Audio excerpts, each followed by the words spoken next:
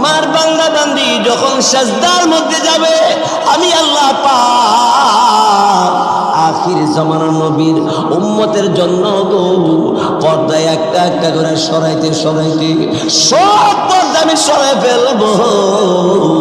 আমার আখিরি জামানার নবীর উম্মত পুরুষ আর নারী যখন নামাজের সিজদায় পড়ে যাবে, আমি আল্লাহ আমার বান্দার সঙ্গে ডাইরেক্ট কথা বলবো। বান্দা বলবে সুবহানা রাব্বিয়াল আ'লা। নামাজের সিজদা যায়া কি করেন? হ্যাঁ বলেন তো সবাই, সুবহানা রাব্বিয়াল আ'লা, সুবহানা রাব্বিয়াল আ'লা।